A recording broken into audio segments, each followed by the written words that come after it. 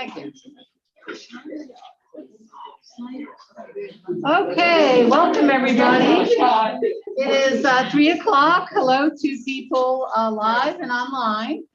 Our speaker today is one of our own, Dr. Corene Matyas, who is a professor in our department. Dr. Matyas received her BS in Environmental Geosciences at Clarion University of Pennsylvania, her master's at Arizona State, and her PhD from Penn State. And she studies the spatial patterns of rain fields of tropical cyclones and has received funding from the NSF. And she teaches climatology, hurricanes, teleconnections, and atmospheric data analysis.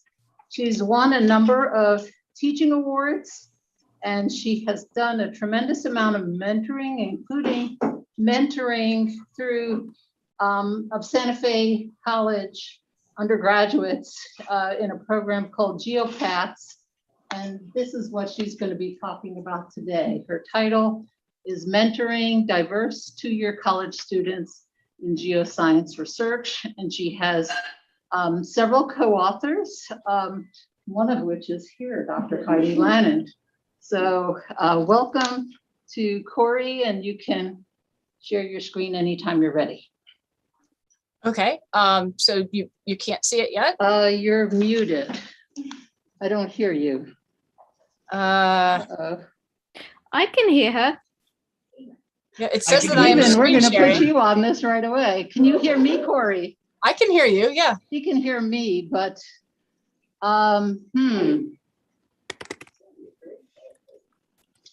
anyone technically?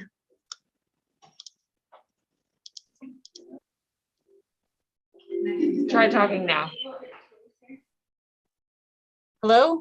Hello? Okay, thank you. Testing. All right. Right. Yeah, we all hear you now. Okay, and you can see the screen. It Yeah. says you are screen sharing, so I don't know what else to do. That wasn't working. Okay, so you can see the title slide. We're good to go? Can see the title slide. You're good to go. Okay, awesome. Well, thank you, everyone. Despite the fact that we had a landfalling tropical system last night, I am not here to talk to you about hurricanes today. Instead, talking to you about an opportunity that I'm very grateful to have the opportunity to have been involved in, funded by the National Science Foundation, grants awarded to both Santa Fe College as the primary principal institute, and also the University of Florida. And also we were involved with the Orlando Science Center. And so I'm going to be presenting an overview of the program. There we go. And so that you can kind of see how there were multiple interconnected components, but then I'll focus on the research component, which is where I participated the most. The outline for this comes from the paper that we are trying to get published on the research component itself. So talking about how we designed it and implemented that program, and then the outcomes from both the faculty research mentor perspective, as well as the student perspectives, and some of the recommendations that we had once we did our leadership team reflections. And then also just at the end, some thoughts about how we were disseminating this work and sort of the program as a whole. So reading through the literature, it's pretty clear that there's a definite need to increase the workforce in the geosciences. There's a lot of really skilled, high-paying jobs available, yet the workforce is aging and there aren't enough people coming into the geosciences to replace those. And so it makes sense then that we would try to expose more students in their college years to the geosciences. They often don't even know what the geosciences are. You know, what could you study if you wanted to be a geoscientist? There's also a need to increase the diversity, as several studies we cite in the literature. And the programs that have been developed to involve students in the geosciences are more often developed at four-year universities rather than at two-year colleges where students are pursuing an associate's degree and perhaps then wanting to transfer into a four-year university. Now, these programs that exist out there can cover different topics within the geosciences. They can be a different time frames that the students can participate in. Some might be more fully funded than others. And so the benefit of a shorter sort of targeted summer research program would be you may be able to fully fund students who are participating, but they may not get that prolonged experience that a longer program could provide, where they get more of a skills gain, learn more of the terminology. However, with the longer program, you may not be able to fully fund their participation. And then also there's just other things that take over. And so you could start to have attrition from a longer program. So there's some pluses and minuses on how you design your program. It is very clear from the literature that the faculty mentors are extremely important to the success of the program, especially having sort of intrinsic motivations and previous experience with mentoring students. The three of us had experience in mentoring students at UF. And so we felt that we were good and well prepared to undertake that. And then also Heidi found a great article that actually analyzed how many hours that AA students tend to work off campus versus those that attend a traditional four-year university. And it's quite more. And so that's something that, we had realized that students would need to maintain outside employment. And that's one of the reasons why our internship program was a paid internship. But even we were surprised about how many of the students worked full time and had issues with being able to fully participate in the program.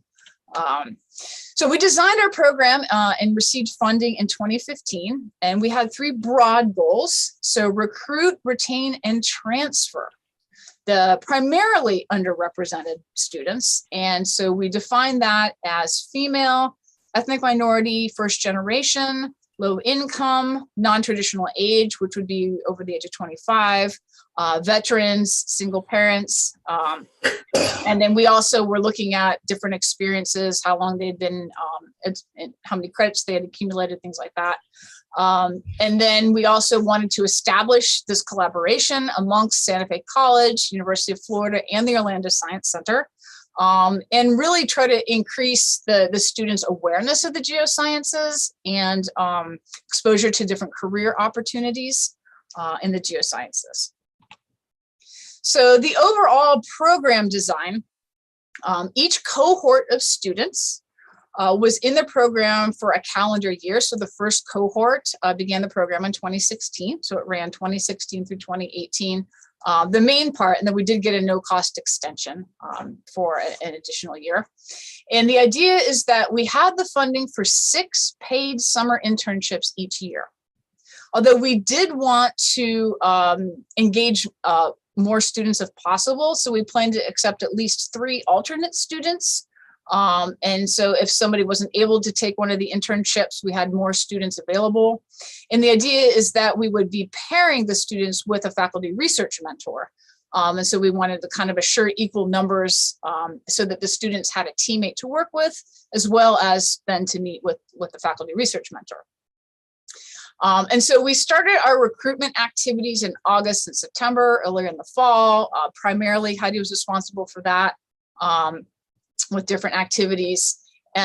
When they applied, so they filled out a formal application.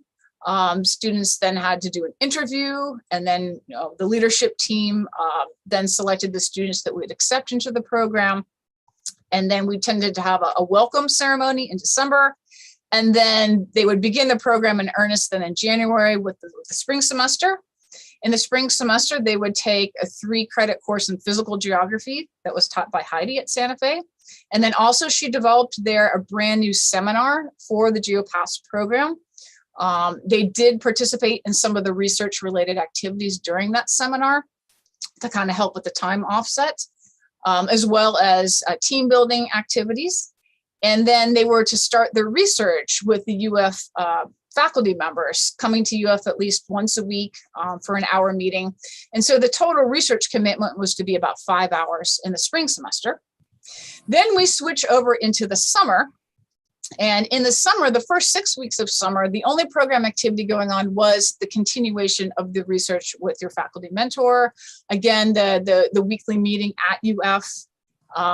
And then once we got to summer B, then that's when the paid internship happened. They moved down to Orlando, so they got a stipend to live, as well as a stipend for food, and then money for employment to actually work at the Orlando Science Center for the 6 weeks and develop different educational outreach activities, and also do teacher development training. Then once the fall semester began, they came back just to take the capstone class at Santa Fe College, again led by Heidi, where they got one of the more valuable things is the experience of completing a transfer application to a 4-year. So they actually got help with their application, which we hope would be really beneficial to them, as well as then finishing up their research activities. And then they needed to make a formal presentation of their research that showed progress each semester to a group that's outside of our program. So they did make presentations during the program and got feedback from us. And then that was to be sort of their final presentation at the end. So who did participate in this program overall? So our leadership team, so Heidi was the Santa Fe College PI and the instructor there. There was also the Santa Fe College Honors Advisor who helped provide peer mentoring to us as well as mentoring to the students. So Katie Stouffer was the UF PI and one of the research mentors. And then myself and Jasmeet Judge were the other 2 UF research mentors. And then the Orlando Science Center Vice President of Visitor Experience was also part of the leadership team, although the students did work with a team of folks down there at the Orlando Science Center on their various activities. We did have a 3-member advisory board, which Joanne Massa was a part of that. And they evaluated the program each year. They conducted the student exit interviews and provided us with anonymous feedback, and did an overall wrap up of the program at the end. And in years 2 and 3, we actually employed UF students as peer research mentors for the Santa Fe College students as well. And so moving on then to who we're calling participants in the project, that would be the Santa Fe College students who were enrolled towards their AA degree. So over the 3 program years, we ended up with 34 applications. 31 of those were invited to interview. They did need to be at Santa Fe for the entire year. So if they intended to graduate early, they wouldn't be qualified for the program. 29 actually came and completed an interview. We offered 27 acceptance into the program. And long story short, 20 accepted and began the program in their respective January. And what's notable about our program compared to some of the others in the literature is we were recruiting from a population that weren't necessarily planning to transfer into geoscience majors. And so only 4 of the 20 participants were enrolled in AA transfer tracks into the geosciences. And so just how did the students break down in terms of different classifications? And we went back and forth. There was only 20. Do we report this in numbers or percentages? But we decided to report it as a percentage. But we did a pretty good job of recruiting female participants and also first generation. There was quite a few that it was the first generation to be in college, as well as Pell Grant recipients. That's how we determined whether we were reaching low-income students or not. And there was some differences in the cohorts. So in cohort 2, we had 1 male. It was kind of interesting. Some of the feedback was, we need more males. So you can see our trip to the Bat Cave here. Only 1 male in that group there. And so now kind of switching into the research component of the program again, which I was most involved, and that's the work that we're trying to get disseminated at this time. And so the goals for disseminating the results of that program. So we wanted to examine the differences between who completed the research projects and who did not complete. Were there any characteristics that really stood out? From the faculty research mentor perspective, what aspects were more successful versus not, and then also using the exit interviews from the student perspective, what was beneficial versus what was challenging, And here I have some pictures of Heidi and I disseminating the results at a couple of different conferences we've been at. And so how did we more specifically design the research component? So as you got a preview from the whole program design, the research was taking place starting in January, starting in the spring. And so there were 2 to 3 students to be paired with each faculty research mentor. Now, in the first year, we did this based on their application. Their application said, go to the websites of the research mentors and write a little essay about who you might want to work with. And then we followed that up during the interviews. And so we matched them before the program began. And that was nice because it did ensure an even number. But we wanted to be more flexible based on program feedback. So in year 2, what we did was we waited for the matching until they actually met with us and talked more about the research projects that they could pick from. And so each year, the students took the RTS bus with Heidi so that they could get transportation, because we know parking is not easy to find here and it's not cheap. But the idea is that they would come to UF once a week as they're working on the research. So she showed them the bus routes. And so they came to each one of our departments and we gave a presentation on the types of projects that we had so that they would get more information on that. And so, like I said, in years 2 and 3, then they actually had sort of a first and a second choice that they submitted and then were paired based on those. So it was after the fact, although that caused some issues with when too many students wanted to work on one particular project, then how do we sort of parse through that? So it did make it a little bit more challenging on that end. So the mentor matching then happened in the month of February. So by March, they should be starting the research. So 5 to 10 hours a week. Some put a little bit more time in the summer. And then we did have monthly progress presentations that they gave to the whole group. So all of the students that were involved, all of the faculty mentors, and starting in year 2, we actually did a online version so that Orlando Science Center could join the presentations as well. We hadn't done that in the first year, and that was one of the remarks that we weren't as connected with Orlando. So, okay, well, we'll start doing a video conferencing to do these presentations. And so I think that really helped there. And then, as we said, during summer B, so July and the first part of August, they moved down to Orlando. So there was no research that was required during that time. Although some students might have continued looking into something or put it into the activities they were doing in Orlando, which is what we had hoped. And then in the fall, they would come back, and there weren't mandated weekly meetings at UF or progress reports, but the idea was work as much as they needed to prepare for that final presentation that was then delivered in December. And most of the students presented at the Santa Fe Honors Symposium or a symposium there on campus, although a couple did present at a conference. A couple went to CDAG in our final year. So some of the students actually got that conference experience too, which was really cool. So one of the things we did learn through the program is we needed to be flexible. And so we did make some midstream changes, which does make it hard then to compare year to year to year experiences, because we were trying to improve those experiences. And something we didn't initially anticipate, some students didn't have a laptop computer in order to do their research when they were at home, so that they wouldn't have to come to campus all the time. And so we were able to loan laptops to the students to do that. Katie and I adopted the use of the Slack collaboration hub, and that really improved communication because they're able to easily upload screenshots and comment each other. And so it's not as formal as an email would be. And so her and I found that to be really, really useful. The video conferencing, and then also we withheld $300 of their stipend as a completion bonus at the end. And Heidi can tell you all about it if you're really, really interested in what we've learned about sort of institutional rules, about funds transfer and things like this. Some of the way we had to structure our program was because of institutional policy. And so we had to make some changes with that along the way as well. So what projects could the students pick from?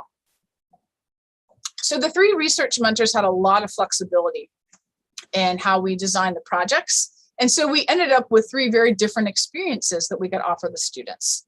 And so one of the projects was a little bit more engaging with folks in a little bit more of a social level. So they designed a survey looking at visualizations of different types of geoscience data, and then surveying on college campus, people that were coming by and seeing, are the maps readable, things like that. So that involved sort of a progression over the 3 years of developing the surveys and administering the surveys and then going through the survey data. No surprise that my students worked using GIS, and we looked at hurricanes and rainfall patterns from satellites. And so I had these predefined research questions, and the students worked on different storms and added observations to our collective database. And so they got really specific instructions on the steps, and then we worked together on the analysis of the data and the comparisons between the storms. And then the third project had a field component. So they got to have a lot of hands-on equipment practice out in the field. And that was the most sort of unstructured in terms of the guidance. They were to design their own research questions that fit within the funded projects that they were helping out with in the field. And so in that particular project, students were allowed to work separately, whereas in the other two, the student activities were paired together. So how do we get the data that inform our results? And so Heidi had provided the student demographic data and some of the reasons that the different students might have left the program. And we also had faculty reflections. We developed a rubric that we filled out at the end of spring and the end of summer. And we based it on an article we found in the literature, and we tweaked it for our particular project. We came up with 4 main categories that had to do with communication, participation in the meetings, the research-related skills, and then the progress that they were showing each time. And not every item was applicable. One of the research mentors didn't require a notebook, but I required a notebook. And so it was more about generally in the category, how much progress. So we kind of rated them as being either satisfactory or unsatisfactory. And then there was no rating for the fall because they weren't required to, make a progress update, that kind of stuff. They were just finishing up. So that's why we just evaluated in the spring and in the summer. Then there were the anonymous student exit interviews that were performed by the advisory board. And that was the only contact the students had with the advisory board. Our full interview protocol is on the Open Science Framework website. We've published a lot of the materials that we used, our rubrics, our syllabi, those types of things on that website. There were 11 questions as I combed through, looking for certain keywords like research or the names of the research mentors and the responses that seemed to have a response that was related to the research components. Only one question, which was question 8, specifically asked about the research component itself. But it was nice that there were at least half of the people that responded mentioned some part of the research component as being one of the most valuable parts of the experience. So we really felt good about that. So I'll get into those results in a bit. Okay, so how did we define research completion? And so they must have made the presentation to the outside audience, and that must have shown progress over the spring and over the summer. And so we did have 2 students who were fully participating in spring, but for whatever reason was going on, they didn't really make that summer progress. And so they stayed in the program to take the capstone course and to benefit from the capstone course, but they didn't make a presentation showing that progress all along. So we did not count them as research component completion. So we had a pretty well-defined definition of that. And so we determined that 11 of the participants of the 20 to have completed the research component. And as we looked through the different reasons, because it's a multi-component program, there could be other reasons besides the research that they don't complete the research.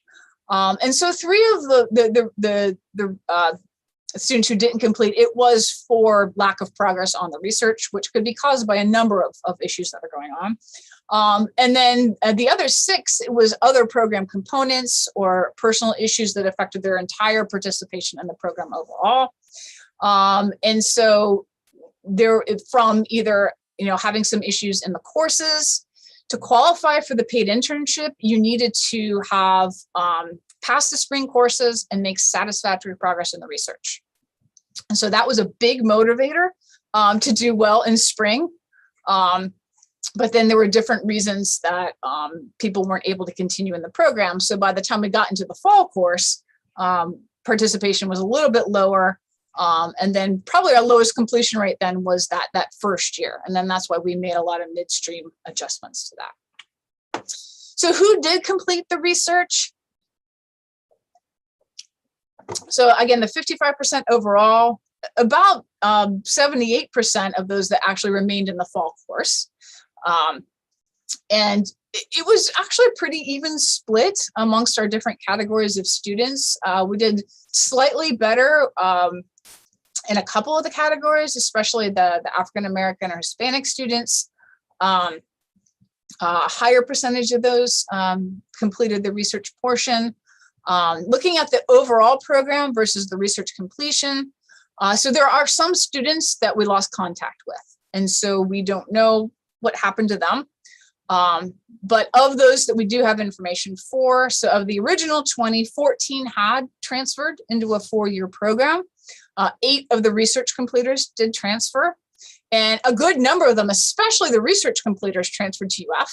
And we anticipated that because they were already coming to UF. And so they're getting their questions answered about UF. They've come and transferred into departments here at UF and are still working with some of their research mentors. So 3 of them came in geography, 4 overall. One of the issues is some of the research completers, or some of those that didn't complete research, were really interested in geology. And we did not have a research project that was focused in the geological sciences. And so that could be a reason why some of those that they did successfully transfer into geoscience, but it was more in the geological sciences. That could be one reason why they didn't end up completing a research project overall. But the good news is those that have transferred into STEM majors. And so the breakdown here, so 50% in the geosciences. And then we also had a couple in different branches of engineering, biology, and ecology. So overall, with those that did transfer, whether it was geosciences or in STEM, we consider that the skills that they would have developed in working on the research would have helped them in their future careers. And as a comparable, Hurst et al. Study, they developed a summer research funded program that was for geoscience majors, and 75 of them completed, 75%. So the fact that we had 55% over a year-long program, and most of the students had not intended to transfer into geosciences in the beginning, we feel like we did a pretty comparable job there. So from the faculty research mentor perspective, in terms of how we rated the students, so overall success was good in the spring. And again, there were some motivators there that you had to do good in the spring to qualify for the paid summer internship. So that was quite a strong motivator we found in the exit interviews. 12 of the 20 had satisfactory ratings in all the categories. But interestingly, not all 12 of them ended up finishing the research. So just because they were strong early on, other things might have happened along the way, so they didn't end up completing the research. On the flip side, 5 of the 11 that did complete research got at least 1 unsatisfactory rating in one of those 4 categories at some point. So even though they might have struggled, they were still able to finish the project. So that is also good news. So you can see that progress really does drop off in the summer, especially in that first year. We had some issues with then folks not even completing the internship. And so we had a really reduced number of students left in the fall. And so that was really sort of the biggest outlier, is that first summer. And so we made some midstream corrections, and we got a much higher overall sort of performance satisfactory rating after that. And so another thing that might be related to how we structured the program that led to a summer drop off too, especially in that first summer, is we didn't have any other summer program activities summer A. So in the spring, they had been immersed in coursework and the research, all these team building activities going on. And then summer A, it's just doing research. And so a lot of them upped their work hours in the summer. One if somebody took study abroad, some people traveled, and some of them took a lot of summer courses at Santa Fe College too. And so summer just ended up being a time where a lot of other things came in, and we weren't paying them to participate in the research. And so that's something that we would consider in the future there. In terms of mentor or project specific results, those that worked together in pairs or in threesomes on a more structured project tended to have better success and made more progress on the research. Those that spent more time in person with their both peer mentors and faculty research mentors tended to have more success. So especially this idea of communication, we found that was a huge key. Those that posted more to the collaboration hub were able to troubleshoot, were able to make more progress. Those that did not maintain a research notebook, even though they were supposed to, not surprisingly, they had trouble making progress. And then also another thing that we noticed too was with the mentor matching. So 5 students actually changed their mentor preference after the UF visit. So that suggested it was good for us to change our approach in that. But it ended up, because the choices were uneven, that 5 of 20 students ended up not receiving their first choice of project or mentor. And there was one student who did not pick a project after the UF visit. So that seems to indicate that they weren't all that interested in the 3 projects available. So of the 6 total, 4 of the 6 did not complete research. So that could have been this idea of a mismatch with a project or a mentor, a part of why that didn't happen. We started to become more flexible in our last year, and we allowed a student to switch mid-program. Because she really wanted to work on a certain area. We allowed her to switch into that, and then she did complete. So that was a success story. And as I mentioned before, another issue was just 3 students were very, very interested in geology, and we didn't have a well-defined geological research project that they could work on. So some of the student reflections, there was a nice section we wrote up for the article with some different quotes. But the idea that they got to work not just with one mentor, but they got to meet and interact with all of the different mentors and learn about all the different projects at our monthly group meetings was beneficial. We had a very interesting occurrence for year 2, thinking about that they did or did not want to be in the geosciences. And you will tell which mentor these comments are about. One said, I really wanted to work in the hurricane project. I got to do that project, and I ended up doing more. Where somebody else's reaction was, I don't want to do anything with weather and climate. I figured that out after this. And so, but we count that as positive. So they got an experience and they decided, okay, at least they can check that one off, and they can look for other things that interest them. Some of the challenges they reported was that it was just unexpected how much time they'd have to commit to the research. And reflecting on that, the 2-year college and AA programs don't often have a strong research culture. And so that makes sense. They really didn't understand the gravity of what they might have been signing up for, even though their commitment form said you will spend 5 hours a week. Really thinking about the logistics of that and how that would work into their schedules, and the need to commute. The one project required field work, so that was even more of a commute for them. And so we won't read through all these different quotes, but I went back through and did a keyword search on things like job and commute and work. And I found a lot of quotes that talked about, again, the challenge of fitting in the research with the amount of work they're doing. So with question 8 here, these are 3 different people that talked about having to work a lot. So this person had to work 70 hours a week in the summer. So yeah, they're just not going to have time. Now, remember, these are anonymous. So we don't know which of these students completed the research or got matched with the project they wanted. There's no way to know that. But just that it was a frequent mention in the exit interviews, that they had to work. There was a lot of hours, and it was really hard to fit, especially the research component, in with all the other program components going on. So some of the recommendations that we ended up with, So, we held the faculty presentations in January, but, why couldn't we have gone to Santa Fe College during recruitment and given presentations about our research? Because we could have potentially reached more students, even if they didn't apply to the program. Another idea was, how about a mini internship where during the spring, instead of having to commit to a certain project, maybe you get to sample a little bit and you spend maybe 2 weeks sampling each of the projects available. And then you write an essay that describes what you learned and what you might want to more fully commit to. And then over the summer and into the fall, you could more do a deep dive with a project that you're really, really interested in. Also, we had some suggestions if they were to do an internship more locally, then we wouldn't have to pay them a housing stipend, and we could potentially spread those funds there to help offset the hours they would need to do a summer research program. As faculty mentors, we all had different experiences, but what about taking training together as the whole leadership team to better understand the mindsets that the students are coming from, and to be better prepared then to help them be more successful as a cohesive unit. And then also just to have more flexibility with the faculty research mentors. The way we design it, we were sort of locked in for the 3 years. But actually, it would be better if we designed a program where the research sort of leader side wasn't one of the mentors.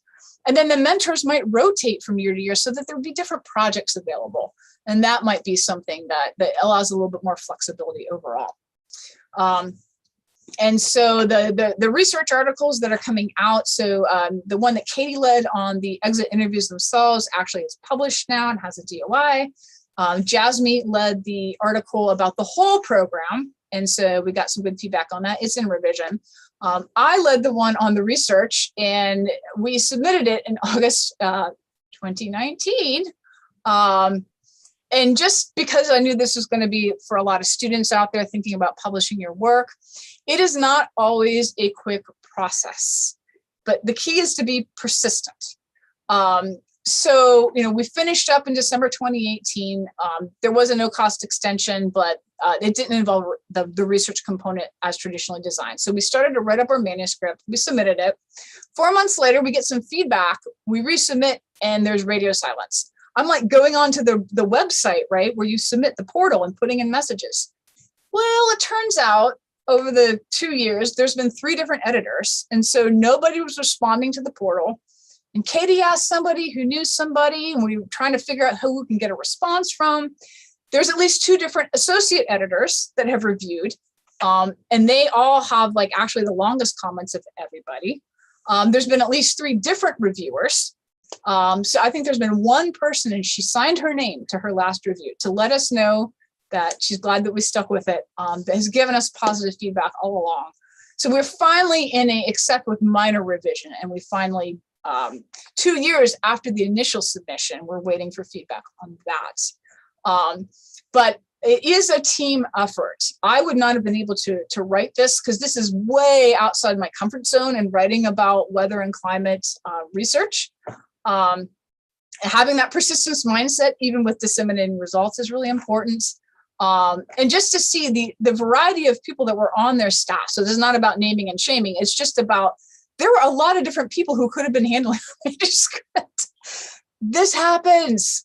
And so stick with it. It's not always straightforward, but it'll be worth it in the end to get your research published, and especially to disseminate the results of a program like this. We definitely decided to keep with it. And just a few kind of things to think about in closing with our leadership team's informal reflection.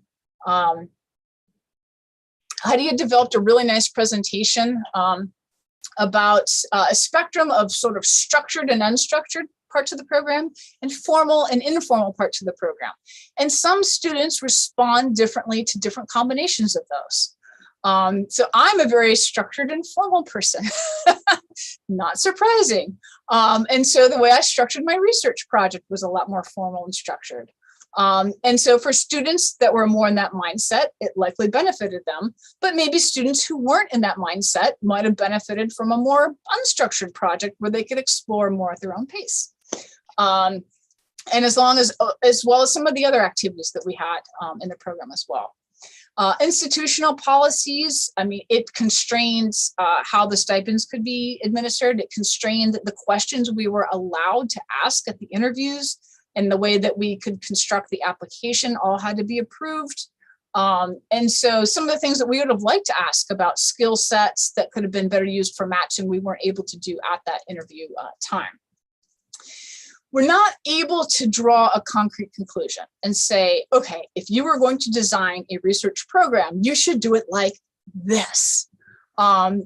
We changed it up to better accommodate the students. All the students had different needs, different experiences, and it's a pretty small sample size.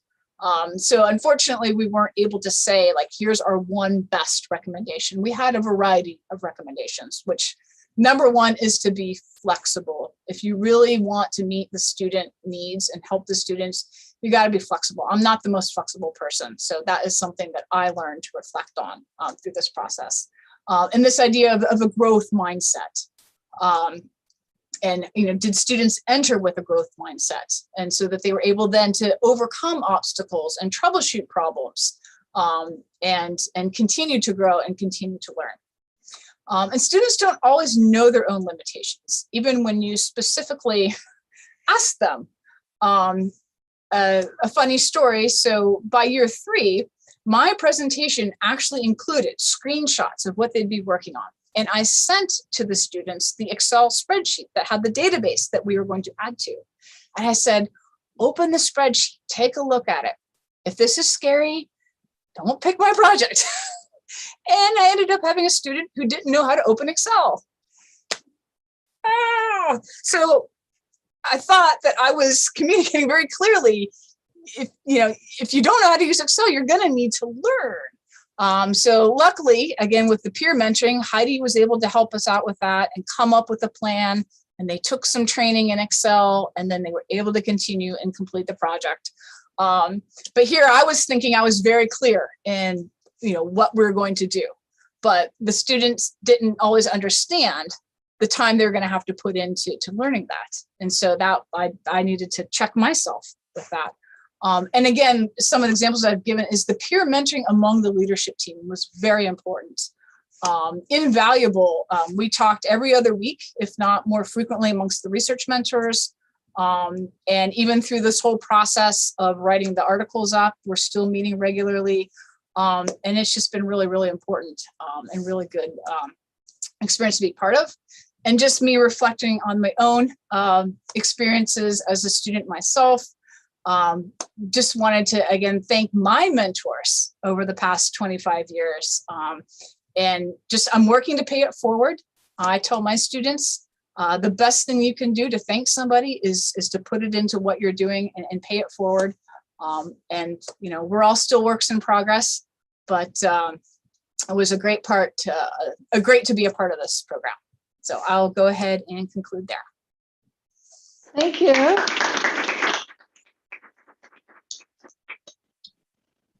Questions for Cori? So I have one. This is Esther.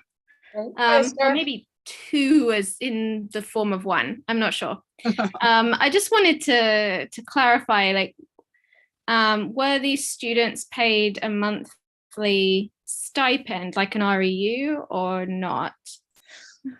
Okay. So in the first year, they got a lump sum that they were supposed to go to Santa Fe and show their student ID and pick up right before they went to Orlando.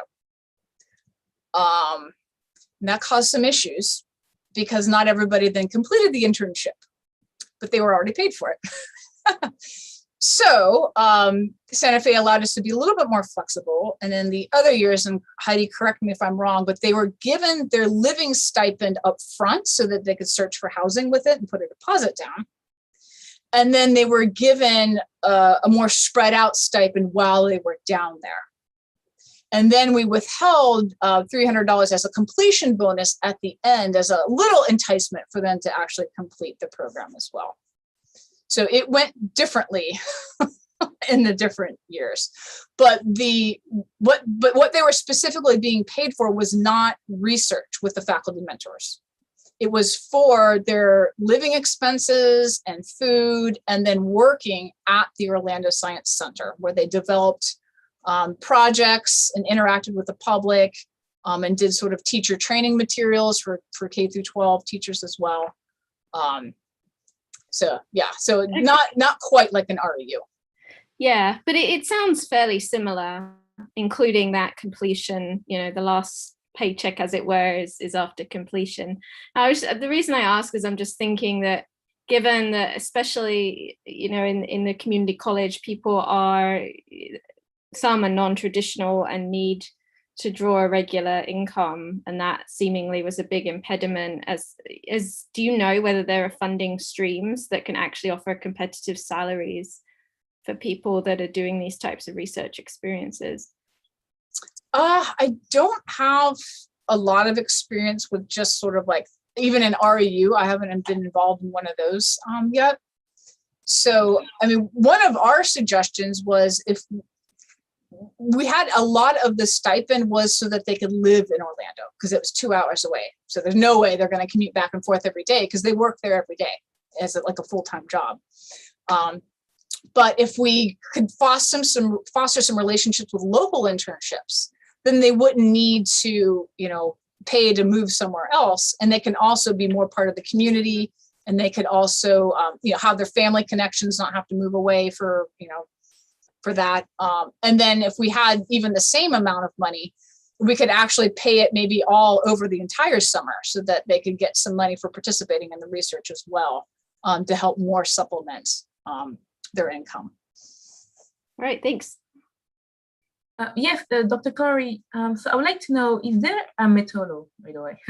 I would like to know if there is a monitoring and evaluation system to follow up on these students in a few years' time, just to see how they are doing, just to know if they have dropped along the line, or if they are still in the geosciences fields. So Heidi has maintained contact with quite a number of the students. And so she does send out, and again, correct me if I'm wrong, Heidi, but requests for updates. Some of the students are still in contact with her. Some of that came to UF. We've seen them on campus. So even one of the research mentors say, "Hey, I saw so and so," and they ended up majoring biology. We saw them walking on campus. And so some of them are still around. Heidi is able to get data on things like completion through like the Santa Fe system, who transferred, who completed their AA degree, things like that. But there were some students who basically dropped out of college, or just never replied to Heidi's emails for updates. And so we don't really have a formal way of tracking them. We've done some online searches. Are they on LinkedIn? Things like that. So I mean, I think we've kept in contact with quite a few of them, or at least Heidi has. But there wasn't a sort of a formal, it wasn't a requirement that they keep reporting to us. There wasn't really a carrot, right, for that. So.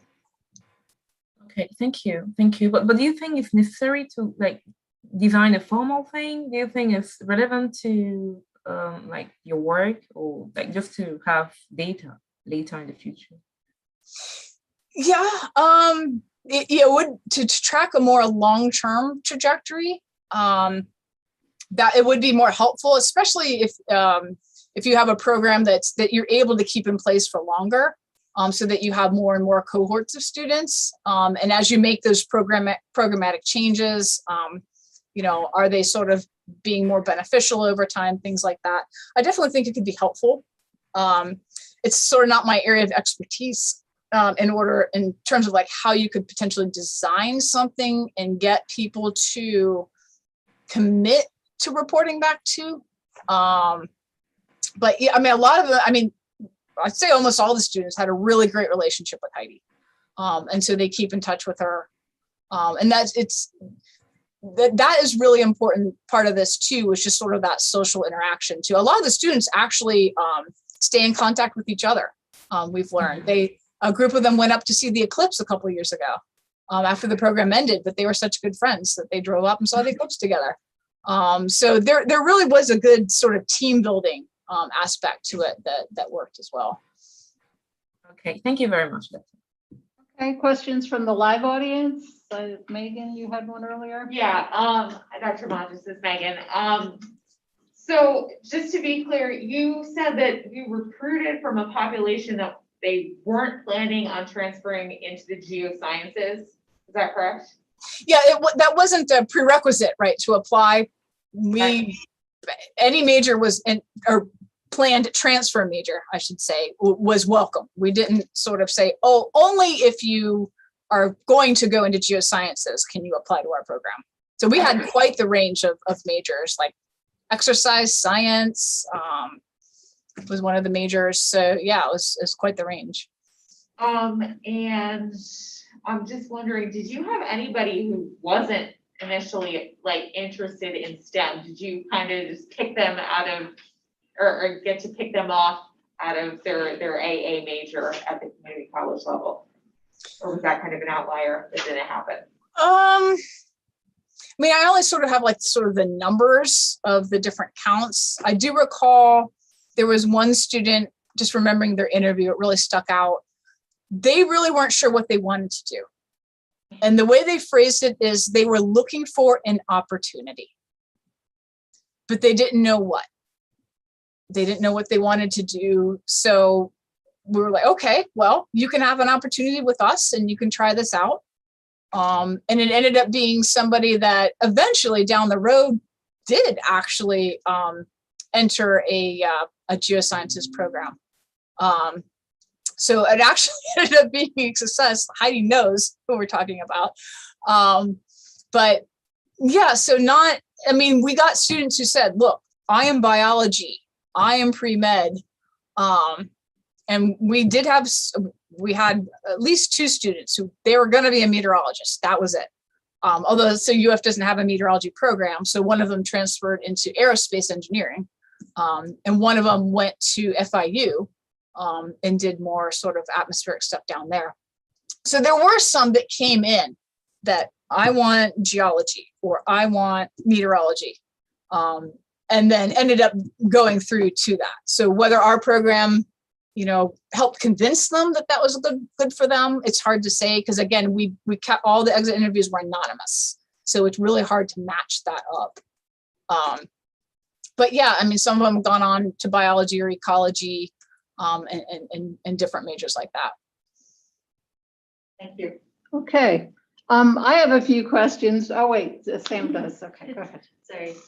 Dr. Matyas, this is Samantha Timbers. I just wanted to ask, over the course of this program, were there any like specific qualities or like just general like themes that you saw in these students that like basically, I guess, compared to students that enter right into a 4-year research university program, were there any defining characteristics of people in this 2-year program that really benefited the research process?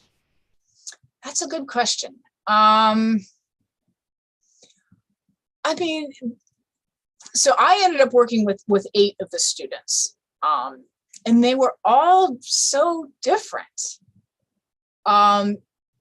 Just in terms of like things like attention to detail or knowing what to put in their research notebook or, not being afraid to ask a question. Some were eager and some weren't as eager.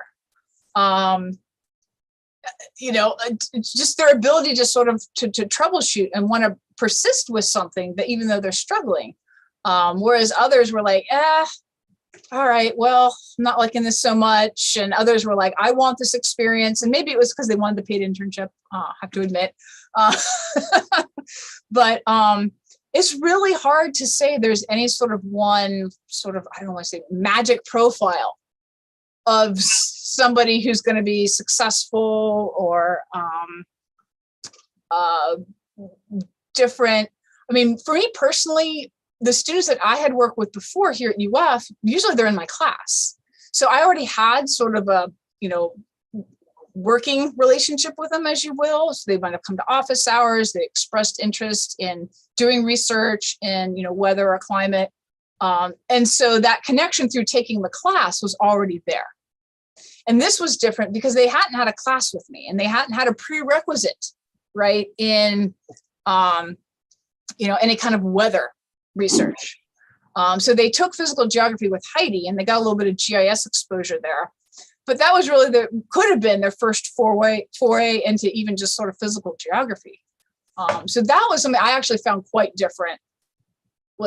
I'm used to working with more senior level students who have had coursework before, and to work with students who might not have had geoscience specific coursework in their background, and trying to like troubleshoot and problem solve and mentor and get sort of a vocabulary with certain terminology that you teach them in the intro courses. So that was actually something that I had to sort of recalculate in my own mind. So that was actually a really good experience for me. But yeah, to answer your question, I don't really have a great answer to that.